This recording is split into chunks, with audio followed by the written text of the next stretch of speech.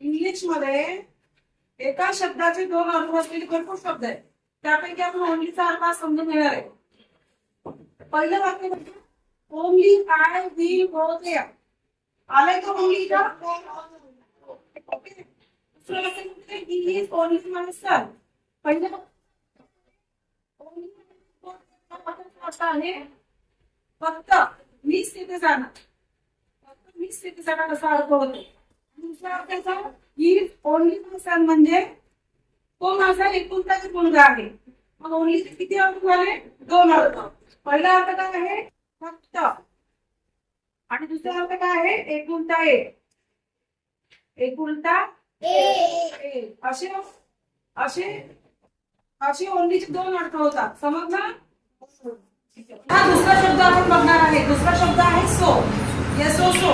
आता पहिल्या वाक्यामध्ये काय आहे? So I need some rest. याचा अर्थ काय आहे? मी काय आहे? थकलेला आहे, म्हणून मला कशाची गरज आहे? विश्रांतीची गरज आहे. आणि दुसरी बाजू बघा, यू आर सो नाईस. त्याच्यामध्ये सो आहे, यू आर सो नाईस म्हणजे तू खूप चांगला आहे. बघा इथं वापरलाय का? दोन्ही ठिकाणी वेगवेगळ्या अर्थाने वापरला आहे. I am so tired. So I need. So म्हणजे काय? म्हणून.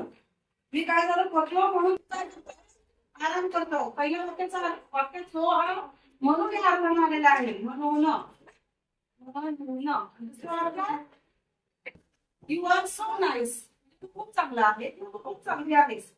खूप. अशा प्रकारे सोचे दोन अर्थ होतात.